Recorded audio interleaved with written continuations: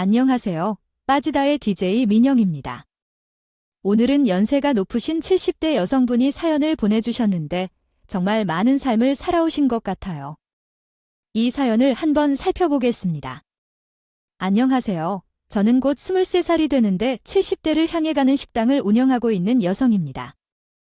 여러분의 사연을 유튜브에서 재미있게 듣다가 오늘은 나도 내 이야기를 한번 털어놓고 싶어서 이 사연을 보내게 되었어요. 우리 딸과 있었던 어떤 사건에 대해 이야기를 해보려고 하는데 저는 경기도 시골 농촌 마을에서 태어나 가난한 농부의 딸로 태어났고 21살 때부터 함께 많은 고난과 함께 해왔습니다.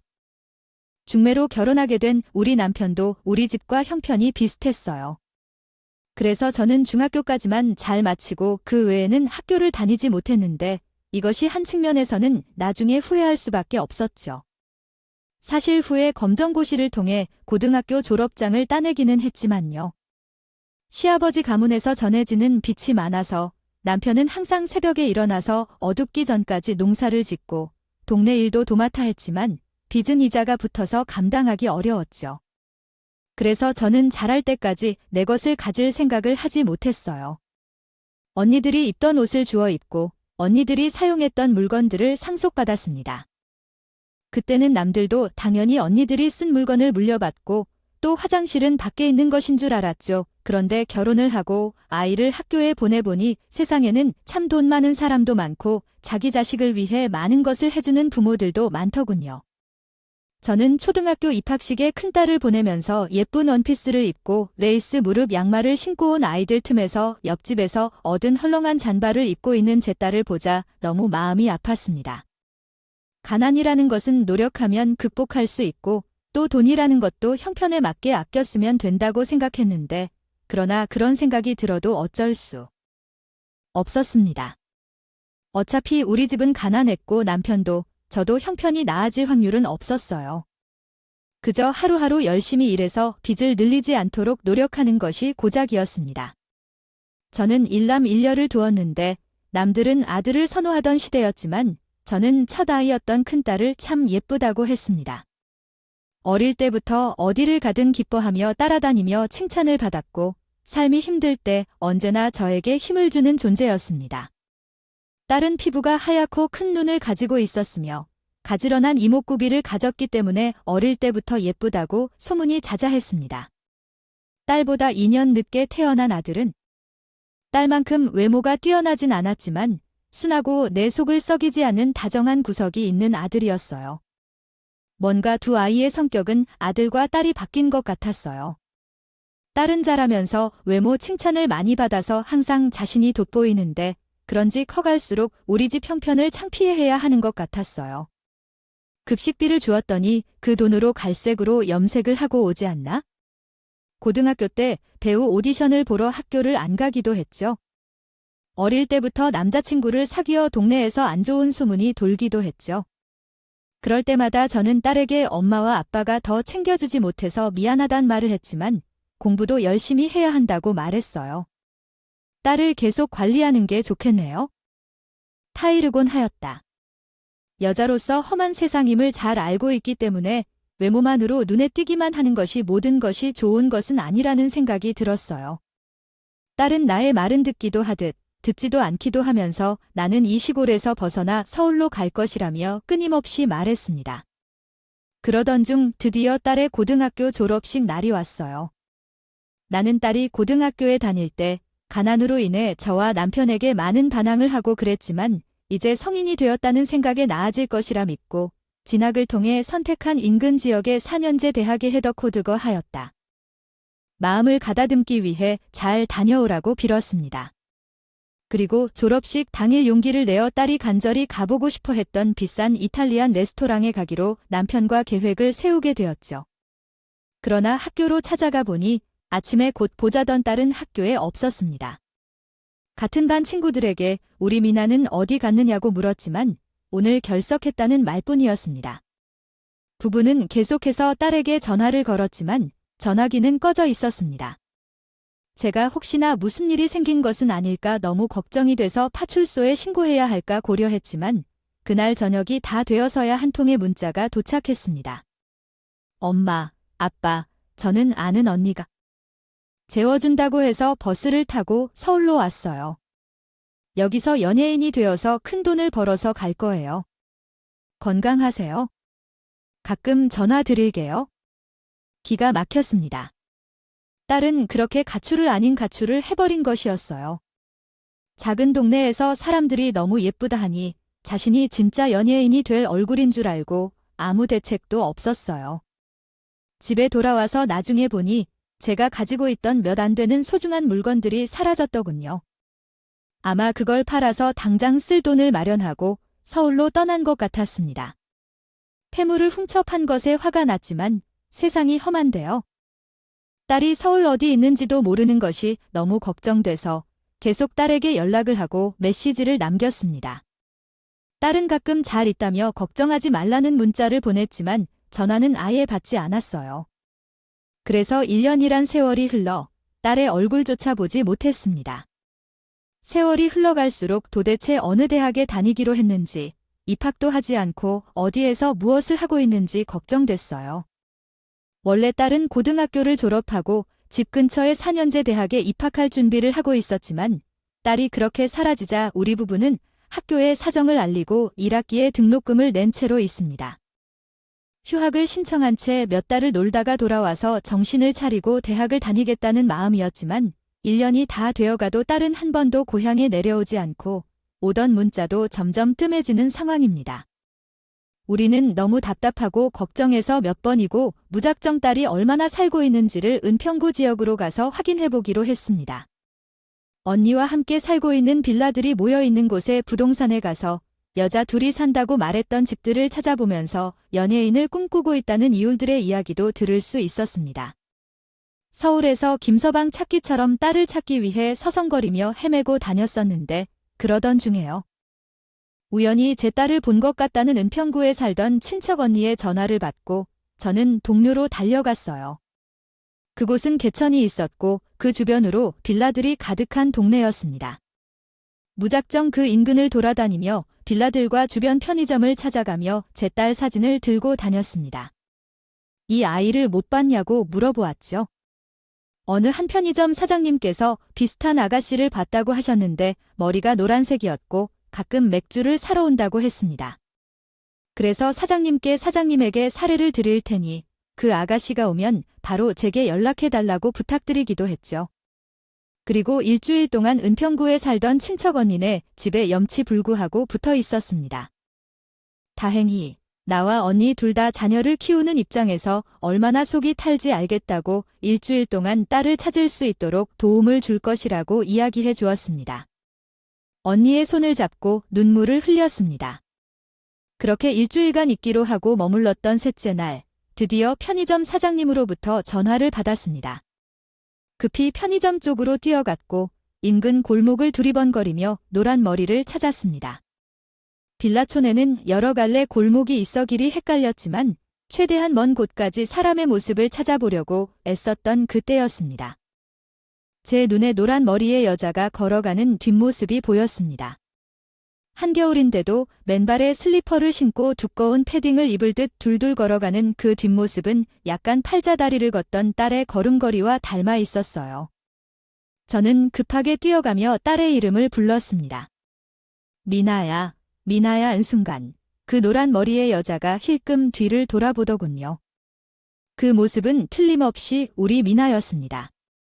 딸은 저를 보고 깜짝 놀란 듯이 굳어있더니 냅다 뛰어 도망가기 시작했어요. 저는 딸을 잡으려고 하느라 헉헉대며 달려가다가 그만 넘어져 버리고 말았습니다. 아이고 미나야, 아이고 허리야. 내 비명소리가 들리자 딸은 그래도 조금 걱정이 되는지 달려가던 것을 멈추고 저에게 다가왔어요. 그래서 여기까지 왜 찾아와서 뛰고 그래? 진짜 엄마 때문에 못 살겠어. 정말 그래서 1년 만에 딸을 겨우 다시 만났습니다. 지난 언니와 지내는 방이라는 원룸에 들어가 어떻게 지냈는지 이야기를 들었어요. 다른 모델 에이전시에 들어가 워킹과 모델이 되기 위한 다양한 교육을 받고 교육비를 벌기 위해 노력하고 있었습니다. 저녁에 호프집에서 아르바이트를 하러 가겠다고 말씀하셨습니다. 유명한 모델이나 연예인이 되어 꿈을 이루기 위해 노력하고 있는데 딸이 저를 보며 다시 휴학한 대학에 들어가자고 끈질기게 설득했지만 딸은 새 전화번호를 알려주며 앞으로 이 번호로 자주 연락을 말할 것이라며 여기는 다시 오지 말라고 하더군요. 그래서 딸을 놔두고 내 피가 아니라는 발걸음으로 다시 고향으로 내려가야 했습니다. 지금은 미성년이 아니고 이미 다 컸으니 여러 해가 흘렀습니다. 자기 꿈을 이루기 위해 노력하겠다는데 돈이 없는 부모로서 그걸 말리는 게 옳을까 고민하게 되었습니다. 그런 자괴감 때문에 그 후로 딸은 엄마와 아빠가 걱정할 걸 알 것 같아 한 달에 한 번은 고향에 내려가고 전화하곤 했습니다. 예전보다 연락이 잘 되니 안심은 됐지만 날이 갈수록 화려한 패션과 진한 화장을 보며 괜히 헛바람을 품게 될까 걱정이 들었습니다. 그런데 어느 날 딸이 전화로 기쁜 소식을 전하더군요. 여보세요. 엄마, 난 있거든. 여성 제모용품 광고를 찍게 되어 내 생애 첫 CF야. 나는 그동안의 노력한 성과를 이제야 보는 거래? 잔뜩 들뜨고 있었어요. 광고의 내용을 물어보니 TV에 나오는 광고라는데 노출은 조금 있지만 야한 내용은 아니라고 하더군요. 그냥 러닝머신에 잠옷을 입은 여성 모델이 제모를 하려는 역할이라고 합니다. 딸은 이 광고를 계기로 자신에게 일이 잔뜩 밀려올 거라며 저에게 자랑을 했습니다. 저도 무척 기뻤어요. 실패하고 힘들 것만 생각했던 딸이 진짜 광고를 찍는다고 하니 내가 그동안 내 자식을 너무 과소평가했나 하는 생각이 들었습니다. 남편도 딸의 광고가 나오자 신기해하면서도 기뻐하더군요. 광고 하나를 오려서 정성껏 액자에 넣어 두었습니다. 딸은 그 후로 신나게 광고를 찍었는데 여기저기서 연락이 온다고 하면서 한동안 자랑을 하다가 또 부모님께 자랑을 했습니다. 어떤 일인지 한참 연락이 없었어요. 저는 뭔가 불길한 예감이 들었지만 한 달에 한 번은 꼭 연락을 주기로 했기에 딸의 연락을 기다렸습니다. 그런데 3달이 지나도 딸은 더 이상 전화도 받지 않고 연락도 되지 않는 것이었어요. 저는 또 안 되겠다 싶어 급한 마음에 저번에 알아두었던 딸이 사는 좌표방으로 찾아갔습니다. 찾아가서 벨을 누르니 그 친한 언니라는 아가씨가 나오더군요. 안녕하세요. 저는 미나의 엄마예요. 우리 미나 있나요? 아, 어머니시구나. 안녕하세요. 근데 미나 어머니, 미나 남자친구 생겨서 집 옮겨서요. 아니, 이건 또 무슨 소리인지? 그 친한 언니의 이야기에 따르면 미나가 그 광고를 찍고 연락을 받은 사업자 중 한 명과 사귀게 된 것인데 그 사람이 미나가 이 동네에 살고 있다는 것에 속상하다며 고급 오피스텔을 선물했다고 합니다. 그 언니를 한번 초대해봐라고 하자 제가 그 위치를 알고 있다고 해서 주소를 받아서 그 오피스텔로 찾아갔어요. 흔히 말하는 주상복합 형태의 신축 오피스텔이었는데 제가 시골 출신으로 보기에도 화려하고 멋있게 보였습니다. 오피스텔로 들어가서 현관벨을 눌렀는데 띵동 띵동 소리가 울려 퍼지자 철컥하는 소리가 났고 문이 열리면서 딸이 나를 반겨주었습니다. 그동안 머리가 다시 갈색으로 바뀌었다고 하네요. 엄마, 여기는 또 어떻게 알고 오셨는지요? 딸은 몹시 당황한 듯이 저를 보며 말했습니다. 너 은평구 집에 가서 연니한테 물어봤잖아. 어떻게 된 거야? 이사를 했다면서 왜 엄마한테 말도 안 해? 아, 엄마, 나 지금 손님 오기로 했으니까 엄마, 일단 가요. 제가 전화 드릴게요. 제대로 이야기 듣기 전에는 못 가겠어요. 엄마보다 더 중요한 손님이 누군지 얼굴을 보고 가야겠어요. 엄마, 진짜 하나 정말 지금 안 된다고 말이야.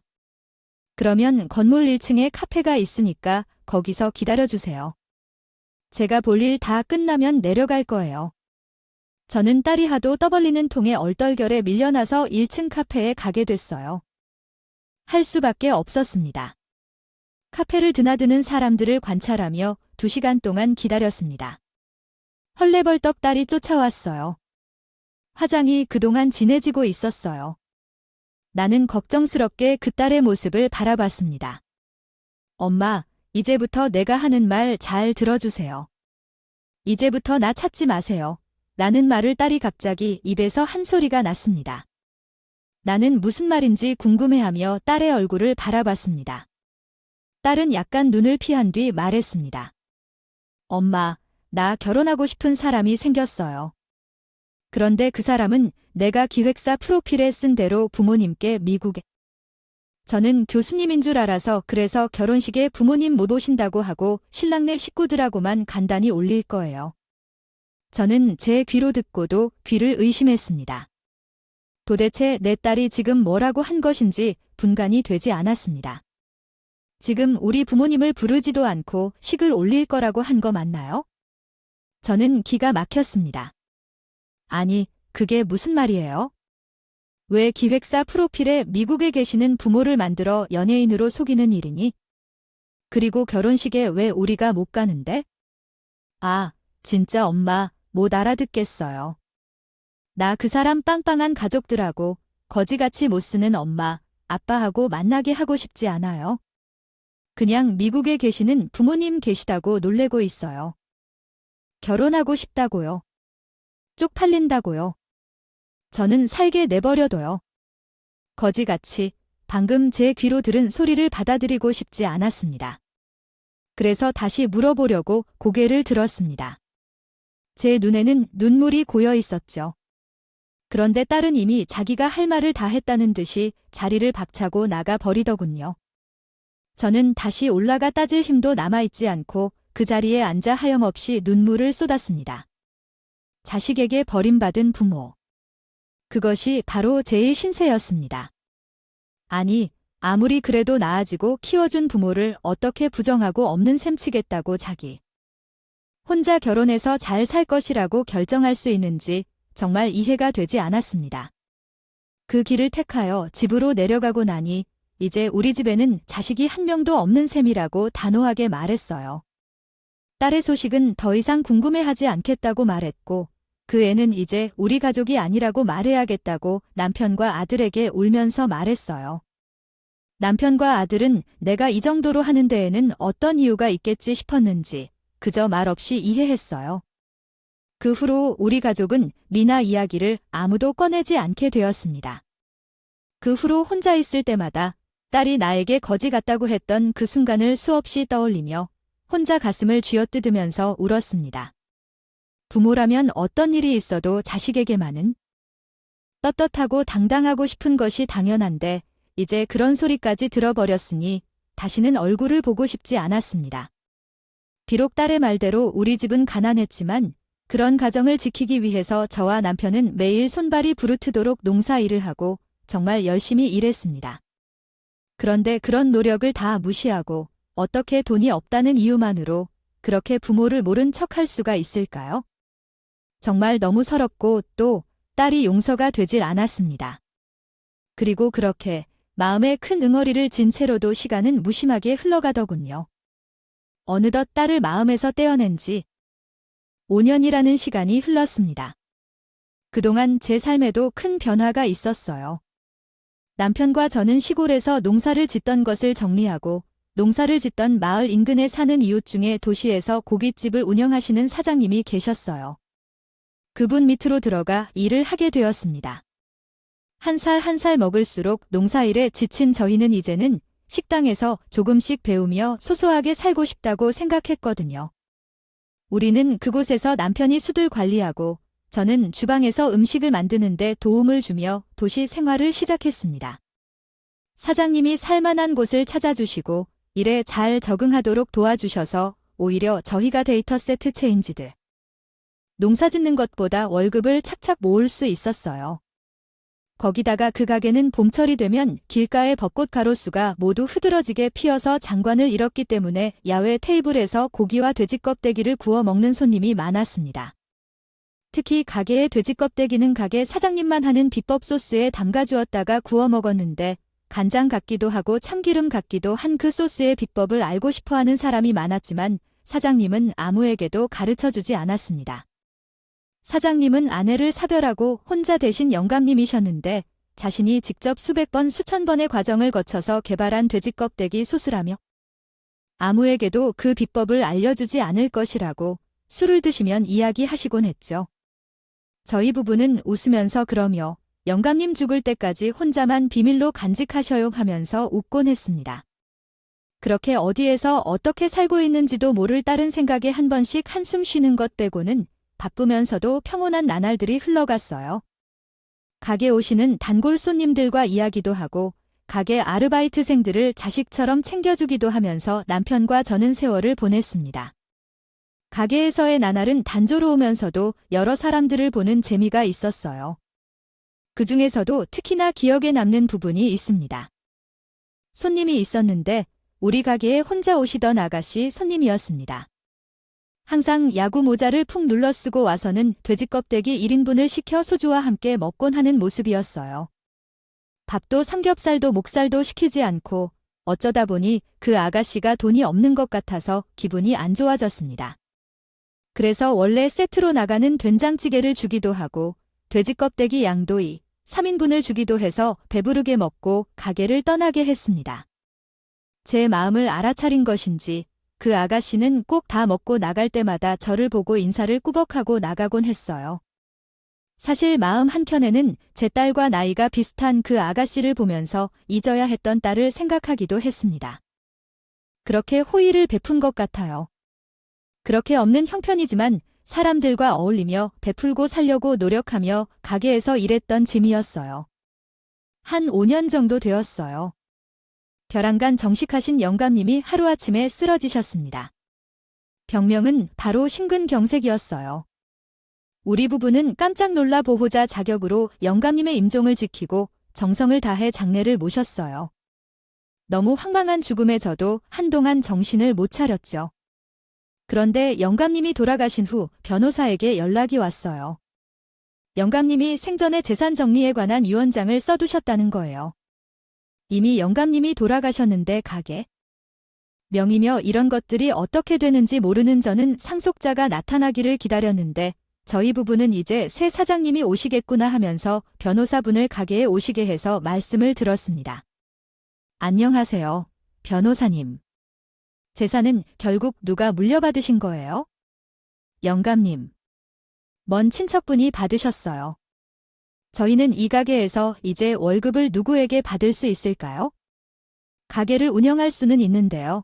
불안한 마음에 우리 부부는 변호사님께 질문을 막 퍼부었습니다. 변호사분은 웃으시더니 말씀하셨어요. 월급은 이제 스스로에게 주셔야겠는데요. 축하드립니다. 어르신께서 여기 두 분에게 가게를 물려주셨어요.